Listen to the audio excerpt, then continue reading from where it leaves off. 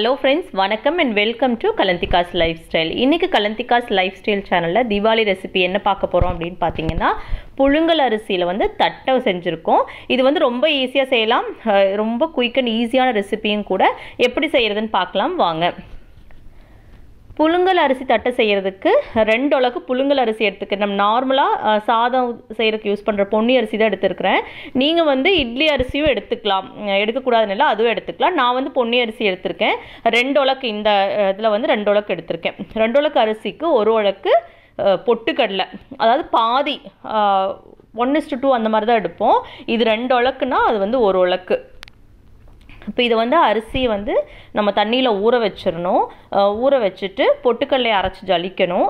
அதுக்கப்புறமா மேலே கலந்து சுடுறதுக்காக 1 டேபிள் ஸ்பூன் கடலைப்பருப்பு தண்ணியில் ஊற வச்சுருங்க. காரத்துக்கு பார்த்தீங்கன்னா மிளகாத்தூள் போடுறத விட வரமிளகாய் வந்து அரைச்சி உள்ளே போடுறப்ப அந்த ஃப்ளேவரும் கலரும் ரொம்ப சூப்பராக இருக்கும். அதனால் நல்லா கொதிக்கிற தண்ணியில் வரமிளகாய் அரிசி ஊற வைக்கிற சமயத்துலேயே ஊற வச்சுருங்க. அரிசி ஒரு 3 to 4 மணி நேரம் ஊறட்டும். இதெல்லாம் ஊறினதுக்கப்புறம் நம்ம அரைச்சி செய்ய ஆரம்பிக்கலாம். அரிசி வந்து இப்போ ஒரு 4 மணி நேரம் பக்கமாக ஊறிடுச்சு. இதை நம்ம கிரைண்டரில் போட்டு எப்படி இட்லி தோசைக்கு வந்து மாவு நல்லா நைஸாக அரைப்போமோ அதே மாதிரி தான் அரைக்கணும். நீங்கள் வந்து மிக்சிலேயே அரைச்சிக்கலாம். உங்களுக்கு எந்த சௌரியமோ அது பார்த்துக்கோங்க. நான் மிக்சியில் தான் அரைக்கிறேன். நல்லா நைஸாக இருக்கணும். பருப்பருன்னு இருக்கக்கூடாது, தட்டை சரியாக வராது. நல்லா நைஸாக அரைச்சிருங்க. கிரைண்டர்லேயும் தாராளமாக அரைச்சிக்கலாம். பொட்டுக்கடலையை வந்து அரைச்சி ஜலிச்சு எடுத்துக்கோங்க. பொட்டுக்கடலையில் வந்து அந்த பார்த்தா நைஸாக இருக்கிற மாதிரி இருக்கும், பட் அந்த குருணையாக இருக்கும். இதெல்லாம் தான் மிஸ்டேக். நம்ம முறுக்கு பண்ணுறப்போ தட்டை பண்ணுறப்போ ஜலிக்காமல் போட்டிங்கன்னா அந்த பருப்பருப்பாக இருக்கிறது வந்து ஒன்னோட ஒன்று பைண்ட் ஆகாது. அதுக்கப்புறம் தட்டையும் முறுக்கும் எண்ணெயில் போடுறப்போ எல்லாம் பிரிஞ்சு வந்துடும். அதனால் ஜலிச்சு வச்சுக்கோங்க. வரமிளகாயும் பூண்டும் கருவேப்பிலை கூட போட்டு அரைக்கலாம். பட் நம்ம கருவேப்பிலை வந்து நான் கட் பண்ணி உள்ளே போட்டிருக்கிறதுனால பூண்டும் வரமிளகாய் மட்டும் நல்ல பேஸ்ட்டாக கூட 1 ஸ்பூன் அரிசி போட்டுக்கிட்டிங்கன்னா அரைப்படுறது வந்து நல்லா அரைப்படும்.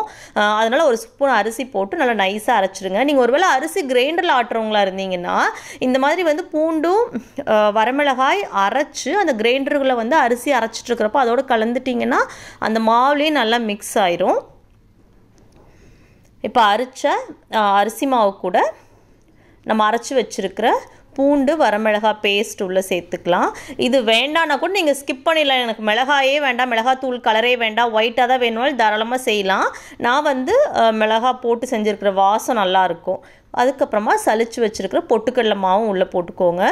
நம்ம ஊற வச்சுருக்கிற கடலைப்பருப்பு, இதுக்கு முன்னாடி நம்ம செஞ்சோம் பச்சரிசி தட்டையில் நிலக்கடலை பருப்பெல்லாம் உடச்சி போட்டோம், அதுவும் வேணால் போட்டுக்கலாம். உப்பு தேவையான அளவு. கல்லுப்பு போடுற மாதிரி இருந்தால் கிரைண்டரில் அரிசி ஆட்டுறப்பே போட்டு ஆட்டிடுங்க. பெருங்காயத்தூள், தூள் பெருங்காயமாக இருந்தால் இப்போ போடுங்க. கட்டி பெருங்காயமாக இருந்தால் சுடுதண்ணியில் கரைச்சி அதுக்கப்புறம் ஆட் பண்ணுங்கள். கருவேப்பிலை நல்லா இந்த மாதிரி நல்லா பொடுசாக கட் பண்ணி உள்ளே போட்டுக்கோங்க. இது கூட நம்ம வந்து வெண்ணெய் சேர்க்க போகிறோம். வெண்ணெய் ஒரு 1.5 டேபிள் ஸ்பூன் அளவுக்கு வெண்ணெய் இல்லைனா எண்ணெய் சேர்க்கலாம். எண்ணெய் எப்படின்னு பார்த்தீங்கன்னா இப்போ நீங்கள் சுடுறதுக்காக வந்து எண்ணெய் காஞ்சிட்ருக்கும் இல்லையா, அந்த எண்ணெயிலே ஒரு குழிக்கரண்டி வந்து ஊற்றி பிசைஞ்சிக்கலாம். வெண்ணெய் போட்டிங்கன்னா இன்னுமே நல்லாயிருக்கும். அதனால் வெண்ணெய் இருந்தால் வெண்ணெய் சேர்த்து பிசைஞ்சுக்கோங்க. இல்லாட்டி எண்ணெய் ஊற்றி பிசைஞ்சிருங்க, தப்பு கிடையாது. நல்லா பிசைஞ்சுக்கோங்க. ஏன்னா மிளகாய் பூண்டு பேஸ்ட் எல்லாம் வந்து நல்லா உப்பு போட்டிருக்கோம் உள்ள, பெருங்காயம் எல்லாம் ஒன்று சேர்ந்து வர அளவுக்கு நல்லா பொறுமையாக பிசைங்க. அங்கங்கே கலங்காமல் நின்னா டேஸ்ட்டு நல்லா இருக்காது. நல்லா பிசைஞ்சிருங்க. மாவு பாருங்கள் இந்த அளவுக்கு நல்லா பஞ்சு மாதிரி இருக்கும்.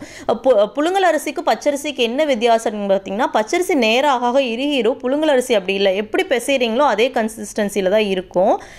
புழுங்கல் அரிசி முறுக்கும் அதே மாதிரி தான், தட்டையும் அதே மாதிரி தான். இப்போ மாவு வந்து ஈக்குவல் போர்ஷனாக பிரித்து வச்சுக்கோங்க. ஏன்னா தட்டை வந்து ஒரே சைஸில் நீங்கள் தட்டி எண்ணெயில் போடுறப்ப தான் வெந்து எடுக்கிறப்ப எல்லாம் ஒரே மாதிரி எடுக்கலாம். ஒன்று ஒரு சைஸில் நீங்கள் போட்டிங்கன்னா ஒன்று வேகும் ஒன்று வேகாது. அதனால் இந்த மாதிரி ஈக்குவல் போர்ஷனாக பிரிச்சுட்டு நல்லா உருட்டி வச்சுருங்க. உருட்டி வச்சுட்டு இந்த மாதிரி ஒரு வெள்ளை வேஷ்டி விரித்து விட்டு லைட்டாக அந்த வேஷ்டி வந்து ஈரப்படுத்திக்கோங்க. தண்ணி தெளித்து, ரொம்ப தண்ணி ஒழுகிற மாதிரி நீங்கள் பண்ணக்கூடாது. தண்ணி தெளித்து விட்டு விறுவிறுப்பு இருக்கணும் அந்த வேஷ்டி. அதில் வந்து இந்த மாதிரி ஒரு கெட்டி பிளாஸ்டிக் பேப்பரில் உள்ள மாவு வச்சு மேலே வந்து ஒரு அகலமான ஒரு பாக்ஸோ கப்போ ஏதாவது ஒரு ஃப்ளாட்டான கப் வச்சு ப்ரெஸ் பண்ணிங்கன்னா உங்களுக்கு தட்டை அந்த ஒரே சைஸில் வந்துடும். இதை எடுத்து இந்த மாதிரி எண்ணெய் காயிற வரைக்கும் நம்ம எல்லாமே தட்டி வேஷ்டி மேலே போட்டுடலாம். போட்டுட்டு ஒரு பேட்சாக வந்து நம்ம சுட்டு எடுக்கலாம். தட்டை வந்து அப்பப்பவே தட்டியெல்லாம் போட முடியாது முறுக்கு மாதிரி. அதனால் இந்த மாதிரி தட்டி போட்டுருங்க. தட்டி ஒரு பிளேட்லையோ இல்லை ஒரு பிளாஸ்டிக் பேப்பர் நல்ல பெரிய பேப்பரில் போடுங்க. இல்லைனா இந்த மாதிரி வேஷ்டியை விரிச்சு விட்டு, வேஷ்டியில் விரிச்சு போடுறதுல இன்னொரு அட்வான்டேஜ்னால் எக்ஸஸ் தண்ணி நம்ம மாவு வந்து பிசைகிறப்போ கொஞ்சம் தண்ணி விட்டு கொஞ்சம் எக்ஸஸ் தண்ணி இருந்தால் கூட அது உறிஞ்சிரும், எண்ணெய் வந்து ரொம்ப குடிக்காது. அந்த எக்ஸஸ் ஈரமெல்லாம் வந்து வேஷ்டி இழுத்துரும். இந்த மாதிரி தட்டி போட்டுட்டு நடுவில் கொஞ்சம் எந்திரிக்கிற மாதிரி இருக்குன்னா நீங்கள் இந்த மாதிரி சின்ன சின்ன ஓட்டை போட்டுவிட்டா அந்த பபிள்ஸ் வராது நடுவில். இல்லாட்டியுமே எண்ணெயில் போட்ட உடனே வந்து நீங்கள் நல்லா எண்ணெயில் முக்கி விட்டுட்டிங்கன்னா அந்த மேலே பூரி மாதிரி எந்திரிக்காது. அது வந்து நல்லா எண்ணெயில் உள்ளே போட்ட உடனே நீங்கள் உள்ளே வந்து அந்த கரண்டி வச்சு நல்லா உள்ளே முக்கி முக்கி விட்டுட்டிங்கன்னா மேலே புஸ்ஸுன்னு பூரி மாதிரி எந்திரிக்காது, தட்டை ஒரே மாதிரி வேகும். தட்டை பொறுத்த வரைக்கும் கொஞ்சம் ரொம்ப ஹை ஃப்ளேமில் வைக்காமல் அந்த மீடியம் ஃப்ளேமில் வச்சு நல்லா வேக வச்சிங்கன்னா தட்டை ஒரே மாதிரி வேகும். நல்லா நடுவில் வந்து வதவதன்னு இருக்கும். பார்த்தா கலர் ப்ரௌன் கலர் வந்துடும், ஆனால் கொஞ்சம் அந்த வதவதப்பு இருக்கும். அதனால் கொஞ்சம் மீடியம் ஃப்ளேமில் வச்சு அந்த சத்தம் அடங்குற வரைக்கும், அந்த பபிள்ஸ் எல்லாம் வெந்து அடங்கணும், அது வரைக்கும் வேக வச்சு எடுத்து தட்டில் வச்சுருங்க. அதாவது வந்து சூப்பர் ஸ்நாக் இது, எல்லாருக்குமே பிடிக்கும். தட்டை குழந்தைங்கள்லேருந்து பெரியவங்க வரைக்கும். நம்ம வந்து டீ டைம் ஸ்நாக்கு, தீபாவளிக்கு தட்டை முறுக்கு இதெல்லாம் செய்கிறது வந்து அது ஒரு ஹாப்பினஸ். அதுவும் நம்ம வீட்லேயே செய்கிறது வந்து இன்னுமே வந்து ரொம்ப நல்லாயிருக்கும். கண்டிப்பாக இந்த மாதிரி பிகினர்ஸ் இது வரைக்கும் நாங்கள் ட்ரை பண்ணதே இல்லை அப்படின்னா இந்த மாதிரி புழுங்கல் அரிசி வந்து நீங்கள் ஈஸியாக வீட்டில் மிக்சியில் அரைச்சி தாராளமாக செய்யலாம். வெளியில் போய் மாவு அரைக்கணும் அந்த வேலையெல்லாம் கிடையாது. நம்ம இதுக்கு முன்னாடி நிறைய 4-5 ஸ்வீட் ரெசிபீஸ் முறுக்கு எல்லாமே போட்டிருக்கிறோம், செக் பண்ணி பாருங்கள். கண்டிப்பாக இந்த ரெசிபி செஞ்சு பார்த்துட்டு எப்படி இருந்துச்சு அப்படிங்கிற கமெண்ட்ஸும் என் கூட நீங்கள் ஷேர் பண்ணிக்கோங்க. கலந்திகாஸ் லைஃப் ஸ்டைல் சேனலை தொடர்ந்து பாருங்கள், லைக் பண்ணுங்கள், ஷேர் பண்ணுங்கள், மறக்காமல் சப்ஸ்கிரைப் பண்ணுங்கள். தேங்க்ஸ் ஃபார் வாட்சிங். பாய்.